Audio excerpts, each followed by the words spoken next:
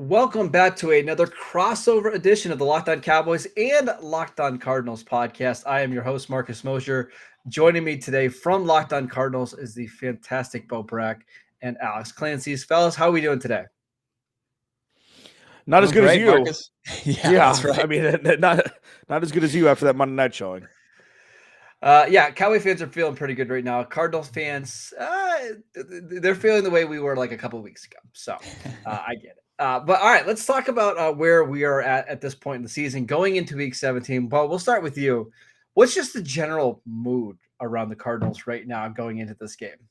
I mean, if you were to take temperature of this fan base, are they going to win a game again the rest of the 2021 campaign? I mean, they're in a slump, a tremendous slump. And when it was the hottest team coming out of the gates in the NFL, you couldn't look at two different squads pretty much at this point. And, where are they falling short? Kyler Murray coming off the ankle injury, maybe facing some inaccuracy issues, unable to kind of find some open receivers and hit them and have as much success in the red zone.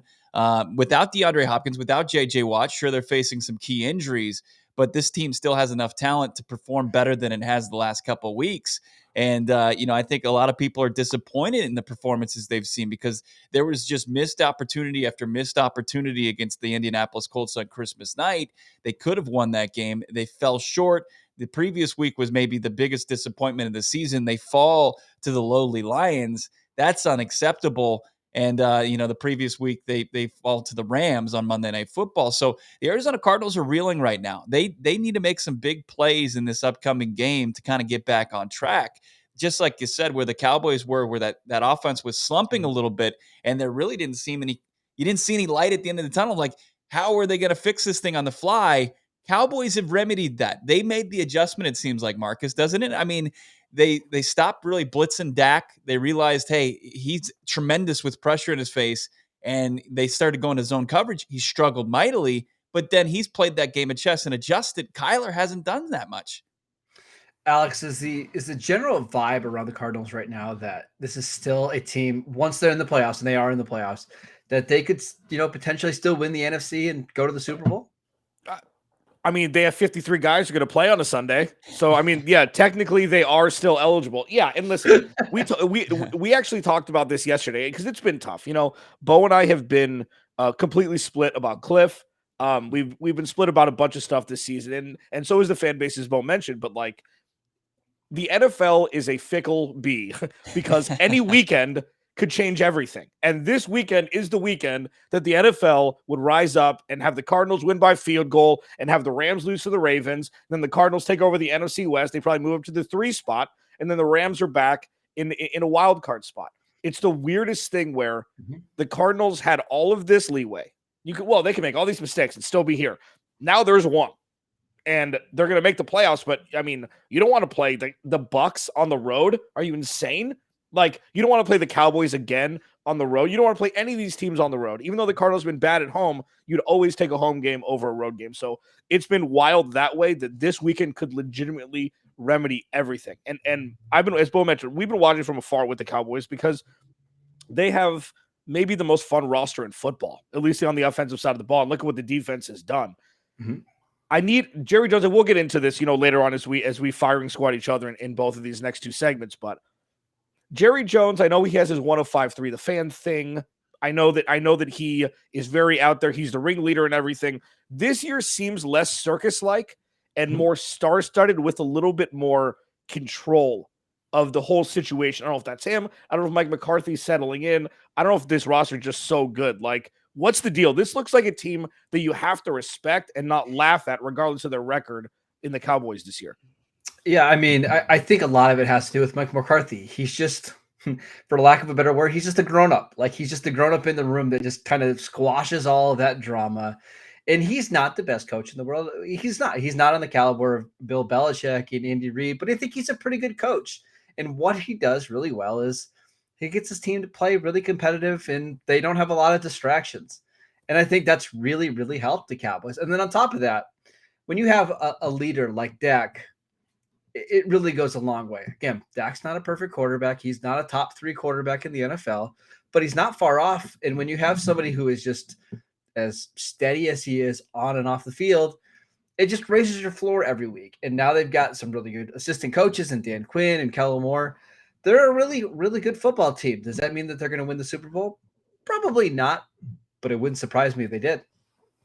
They've got their mojo, as Mike McCarthy tried to get going in Hard Knocks, the old 1990s reference that he pulled back in 2021.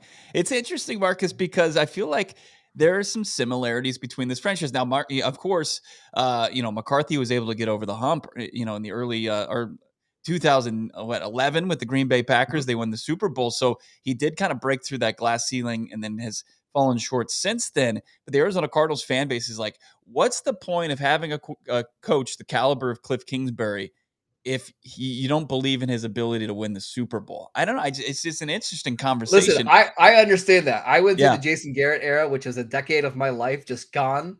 Kliff is a better coach than Jason Garrett, but I understand, right? Like, you do wonder, like, is Kliff only going to be good enough to get you to 10 wins and a wild card round and maybe a little bit further, but that's it. It's really hard because, there's probably not a bunch of coaches out there that are better than him, but is he the one to do it? Who knows? I mean, and you look at our side here with the Cardinals, who we've been covering, and that's been the thing. It's been Kliff Kingsbury starting 7-0. Give him a statue, give him all the money. Who cares if Oklahoma wants him? The cart and then now, as we've seen with every Instagram model that he's dated, it starts hot and then it kind of spatters away.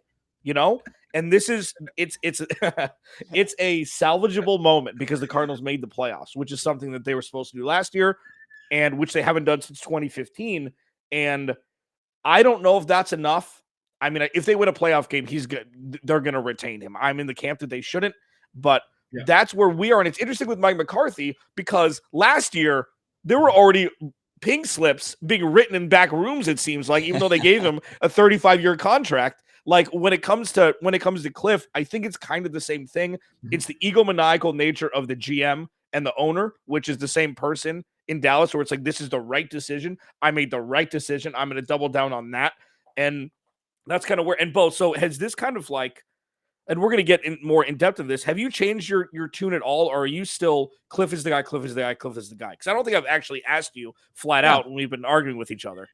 No, I think that Kliff is the guy. When you see steady improvement each and every season, wins wise, and the offense taking a step in the right direction, and that's Kliff's department. Like, I really see a lot of the Arizona Cardinals fans kind of acting like entitled SEC fans. Like, they think that perfection, if it's less than perfection with Kyler Murray and these weapons that they have on offense, it's unacceptable. Well, that's just not the reality of the NFL. I mean, you're going up against other professionals that are getting paid a ton of money, and the scheming and the coaching in the NFL is at its highest caliber.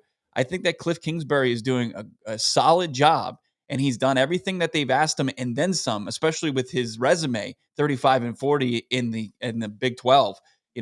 I think that it's something that you obviously need patience with, and we've been patient, and we're starting to see and reap the rewards of that. They're in a slump right now. They got to get out of the slump, and it's not going to be easy come Sunday against the Dallas Cowboys. All right, I want to keep talking about these Arizona Cardinals, but before we do that, I'll tell you guys about BetOnline. I believe the Cowboys are like 5.5-point favorites in this game, something around that. I suggest you go to BetOnline to bet on this game. BetOnline has you covered this holiday season with more props, odds, and lines than ever before as football continues its march through the college bowl season and the pro football playoffs. BetOnline remains your number one spot for all the sports action this season. Head to the website or use your mobile device to sign up today to receive your 50% welcome bonus on your first deposit. Just use promo code LOCKEDON to receive your bonus. From basketball, football, NHL, boxing, and UFC, right to your favorite Vegas casino games. Don't wait to take advantage of all the amazing offers available for the 2021 season. BetOnline is the fastest and easiest way to bet on all of your favorite sports. So don't wait to take advantage of all the new amazing offers available. BetOnline, where the game starts. All right, let's keep talking about these Arizona Cardinals. I want to talk about the offense. So DeAndre Hopkins, obviously he's going to miss the rest of their season. We hope that he comes back for the playoffs because the NFL is just better with DeAndre Hopkins. Bo, how does this offense get back on track without Hopkins in the lineup? I think it's probably the KISS method. Keep it simple, stupid sometimes. It's just run the football, rely on a pretty steady back backfield duo and Chase Edmonds and James Conner. We'll see if he's ready to go back in the lineup for the Arizona Cardinals, who's been so successful on a 1-year contract, and then really just kind of catch the football. Guys need to execute. I think that the plays are there for this offense. Christian Kirk is a guy that needs to step up in the absence of DeAndre Hopkins. We started to see on Christmas night Zach Ertz become more of a weapon in this offense and then disappeared in the second half. And AJ Green, who kind of had a career resurgence earlier this season and then has been uneven since. And then, sure, the ship has sailed that Kyler Murray is going to win the MVP this season, but it doesn't mean that he can't play like an MVP candidate down the stretch. And in this game, I mean, the guy has had an immense amount of success. You'd probably be hard-pressed to find anybody that's had more success than Kyler Murray in the state of Texas. Homecoming a little bit on Sunday. Can he step it up? Can he be that MVP caliber player? The Cardinals go as Kyler Murray goes. Kliff Kingsbury knows that. He's said that several times before. This team just needs to get out there and execute, make big plays, and I think that just gets them back on track. Alex, I want to ask you about the offensive line because obviously it's a totally different unit with Rodney Hudson out of the lineup. He's expected to be back in this game, correct? Yes, he is. He's activated from the COVID list, and Bo put out a stat. Bo's been pounding the table 7-1 with Kyler Murray and Rodney Hudson, 8-2 overall with Rodney Hudson playing, I believe. Incredible. Yeah. I mean, he's been go ahead. I said, okay, with Hudson back in the lineup, do you think this offensive line is good enough to stop some of the better pass rushes in the NFL? Not just the Cowboys this week, but if when the Cardinals get to the playoffs and they're facing, let's say, the 49ers in round 1 or Tampa Bay in the playoffs, like, do you believe that offensive line can hold up? Yeah. With Rodney Hudson, absolutely. I mean, he's so when they traded all these offseason acquisitions ended up being like a veteran buddy for a young player at the same position. And with Rodney Hudson, it was pretty much a whole offensive line, specifically the interior of the offensive line, because Mason Cole was an atrocity last year. Mason Cole, he must have led centers in false starts where he tricked himself before he hiked the ball. Which didn't make any sense. But Rodney Hudson has been a vision. It's been him and James Conner with the two most undervalued until they performed offseason signings. And then Rodney Hudson, when he's in the middle, it makes the interior of the offensive line's job so much easier. Justin Pugh looks like a fringe Pro Bowler when Rodney Hudson is to his right. And it allows the outside guys to not have to cheat and work and do the inside offensive line's job. Rodney Hudson, he's the spine of the offensive line. And him and Kyler Murray seem to have synchronicity right away. So yes, I do believe that. That coupled with the outside, the tackles with DJ Humphries and Kelvin Beachum and Kyler Murray's legs, I think is a recipe to keep opposing pass rushers at bay. Yes. I want to talk about the defense. So I've got some questions about this unit. However, let's start with a positive.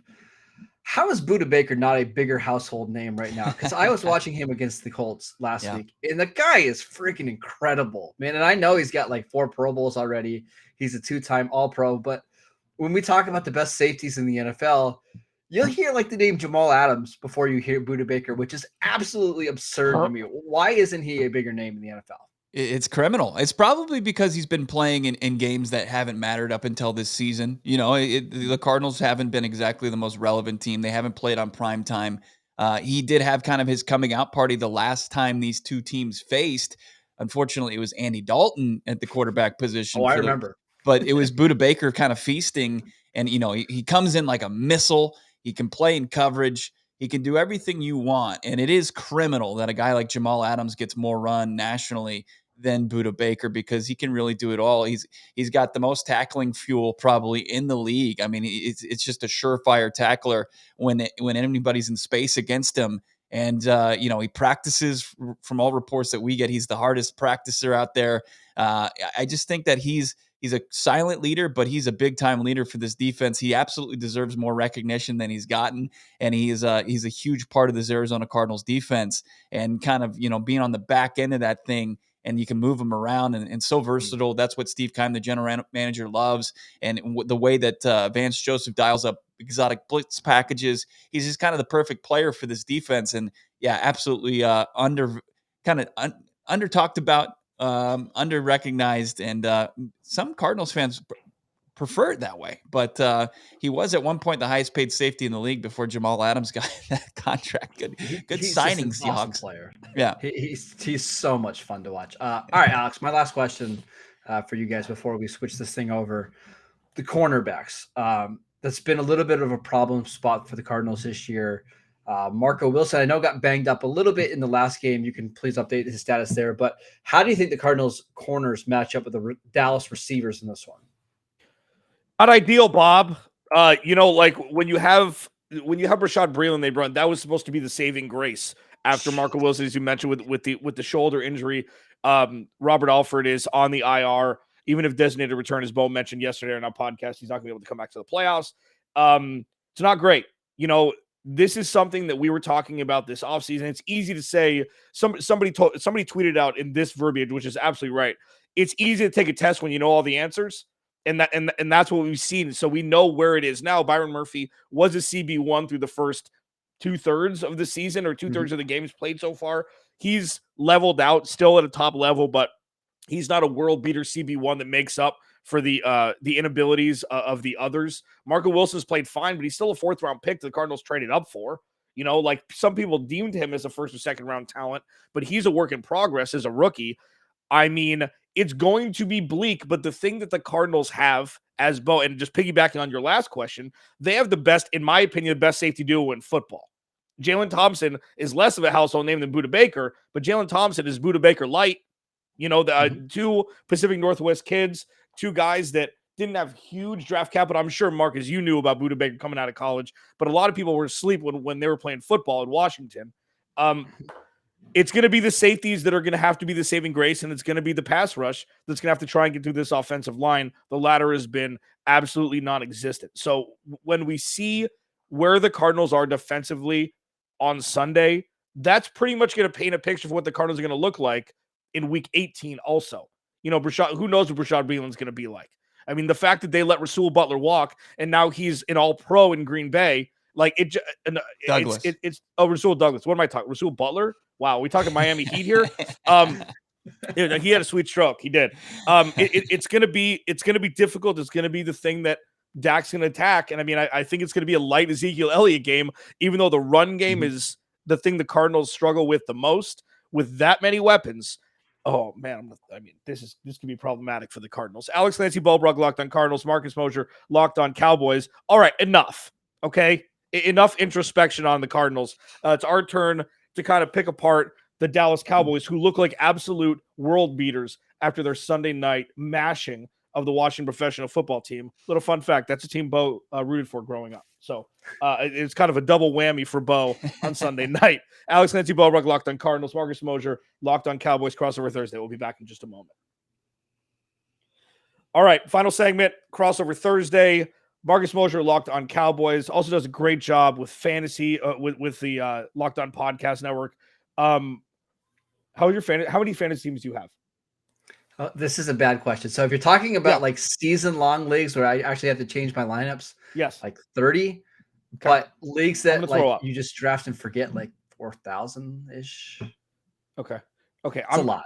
I can't wrap my head around that last number. So what I'm going to do, that's like Will Chamberlain sleeping with 10,000. I can't wrap my head around it. Okay. Listen, these are just leagues you drafted, you forget about it. You don't even look at them. So like I'm doing them all summer long. So what's the point, Mosher? Then what's the point? What's the point's to make money, man? You just sit there and you smoke a Are those cigar, all you have a money drink, and you okay, drink.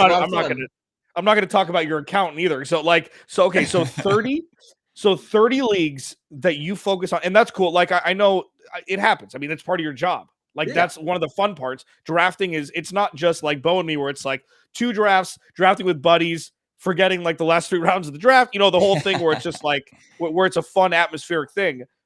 30 leagues that you focus on every week. Are you waiver wiring every single league? Like, is this like a methodical thing? And we'll get back to the Cowboys in a second, but week 17. It's a good question. We have other things to talk. I'm just curious. Yeah, so I spend a good part of like the entire morning on Sunday, changing lineups, picking up guys. There's obviously some leagues that kind of fall to the wayside. You just can't be completely focused on 30 leagues, but like 10 leagues that I really, really care about. I care about beating people in. So. Yeah, I'm not saying I do well in all these leagues, but they are a lot of fun to play in. Fantastic. That's great. Maybe we can give us Bo some tips. Okay, so I want to start with the defense for you guys as well. The offense is, the popcorn and everything with the offense with Dak and Zeke, et cetera, and all of the receivers. If you had to pick one player to have on the defense and you had to let the other one walk, Trevon Diggs or Micah Parsons? That's such a good question. It's probably Diggs. I'd let Diggs walk because the Cowboys linebackers are still a major issue. Like that might be the thing that gets them knocked out of the playoffs. Is I think if you have a team that uses a lot of, quarterback runs like the Cardinals do, or you use a lot of misdirection and crossing routes, you can expose the Cowboys linebackers. But Micah Parsons can kind of eliminate all that stuff. You can rush the passer. I think Parsons is probably the more important player, but my goodness, they're so good together. Yeah, man, that was very political as far as that answer is concerned. But I don't blame you. It's Parsons. It's Parsons. That's the answer. But when you look at this defense, it actually not a bad matchup for the Arizona Cardinals because most of the pressure that they give up is in the interior. Does Dallas have enough pressure that they can get up the gut to really disrupt what Kyler Murray's trying to do? Because when he sees that pressure up the gut, it takes him out of the ability to kind of do what he does, scramble around, see the ball, obviously not your traditional size quarterback, seeing the play down the field. Do you think Dallas can get enough pressure up the gut, or are they just going to try to impose their will with Dexter Lawrence and Micah Parsons coming off the edge? Yeah, so I think if you would look at this like on our lads and you look at the depth chart, you would say, oh, the Cardinals probably match up pretty well here because the Cowboys defensive tackles are not great. They'll be okay. But what Dan Quinn does is he uses a lot of stunts. He's going to bring DeMarcus Lawrence inside on pass rushing situations. They're going to line Micah Parsons right up over the center and blitz him and drop him back. Like they're going to do a lot of things to create different looks for the Cardinals. So while they, on Madden, if you were playing this, I don't think they would work out well. It's not exactly the way it works. I think the Cowboys are going to be able to create pressure with the front four. They're going to blitz. They're going to bring guys off the edge. They're going to bring corners. They're just a very multiple defense that I think will have some success getting to Kyler. Now, the big thing here, as you guys know, getting to Kyler isn't always the issue. It's actually being able to bring him down, right? Because he's so good at slipping out of tackles. That's where I'm curious to see how the Cowboys fare in this one. I do want to just put a button on the Micah Parsons situation. Did they cut Jalen Smith because they saw Micah Parsons as like, oh, okay? Or was that more Jalen Smith not being able to perform? I think it was a couple things. I obviously they wanted more snaps from Micah Parsons. That certainly played a part in it. But Jalen Smith's contract was guaranteed in 2022 if there was an injury. And it was the same case in 2021. He had wrist surgery at the end of the season to make sure that he was on the team for the 2021 season. I don't think the Cowboys wanted to get into that situation again this year because they knew he wasn't an NFL caliber linebacker and they didn't want to pay him anymore. So I think it's a little bit of a combination of both, but more so they just didn't want to pay that player anymore. Arizona Cardinals defensive coordinator Vance Joseph loves to blitz the quarterback. He does. He loves man coverage. Dak Prescott just absolutely cuts up opposing defenses when they blitz him. I mean, the best in the league, isn't he, Marcus? It seems like a bad matchup, especially if the Arizona Cardinals and their lack of depth at corner to go zone on the Cowboys. Do you see playing kind of on our side of the football, just seeing how can the Arizona Cardinals slow down Dak because he seems like he's kind of gotten out of that slump and is back at performing at a Pro Bowl level? Yeah, the key to stopping Dallas is just getting them into long third downs. This is a team that typically doesn't do very well on 3rd and 7, 3rd and 8, 3rd and 9. So if you can slow down their first down runs, if you can just get them in those long situations and then stack the box and force guys to beat man coverage, that's how you win. But if the Cowboys are in 2nd and 1 or 3rd and 2, they're going to kill you that way. So I expect Vance Joseph to blitz probably a lot on early downs. But that's really the key. It's as simple as not allowing the Cowboys to get first downs on 2nd down. It's really that. I mean, I feel like Julian Council when we did the crossover with the Panthers before the Panthers just blew the doors off, where it's like, how are the Cardinals going to win this game? I do want to ask my favorite player to watch on this team. Sure, CeeDee's been great. The Cardinals had a chance to draft him. Amari Cooper's been a vision since they traded a 1st-round pick for him. He learned how to catch the ball when he wasn't in Oakland. Amari Cooper's one of the biggest anomalies from the wide receiver position we've seen in the last decade, where he went from guy that could not catch ball from Alabama, who is a top flight guy, to a guy that's an all-pro wide receiver, just with a changing of scenery and obviously a changing of quarterback. But for me, it's Tony Pollard, because Tony Pollard, I'm shocked, and I've tweeted out about this a couple times this year. The Cardinals should offer a 2 and a 5 for Tony Pollard. Like, I cannot believe that Tony Pollard hasn't said, "Get me out of here," because Zeke's gonna be the guy, right? Like, he's had a career resurrection this year with a lull from last year, injuries and whatnot. Are they just keeping Tony Pollard so no other team has him? I think that's a little bit to it, right? I think they know that in the NFL today, you have to have 2 running backs that you trust. And the Cardinals have 2, and James Conner and Chase Edmonds. The Cowboys know that there's going to be certain games where Tony Pollard's the better matchup, and there's certain games that Zeke's the better matchup. And I really like the split that we've seen over the last month, where it's, hey, Ezekiel, here's 12 touches for you. Tony Pollard, here's 10 touches for you. And then there's 3 other for Corey Clement. Like, I kind of think that's a winning strategy in today's NFL. Don't overload these running backs with a ton of touches. And for Tony Pollard, like, this is actually probably a good thing, because he's only in his 3rd year. He's going to make it to free agency in 2023, and he's going to have a ton of production, but not a lot of wear and tear on his body. So you could see him get a pretty nice contract in free agency, which you typically don't see for a running back going into year 5. So I actually think that's a pretty viable strategy for the Cowboys. So this is going to be a really fun game, Bo and Alex. I don't think this is going to be a blowout. I know that's maybe what we're sounding like on this show. I promise it's not going to be like that. This is going to be either. This is going to be a close one throughout. I have no doubt. So we wish you best of luck. We hope that we don't meet in the playoffs, right? That'd be really nice. Hopefully both the Cowboys and the Cardinals can face, an easy team like the Eagles or something in the first round of the playoffs. But check out Bo and Alex on Locked On Cardinals every single day. You can check out the Locked On Cowboys podcast, and we'll see you guys back here on Friday.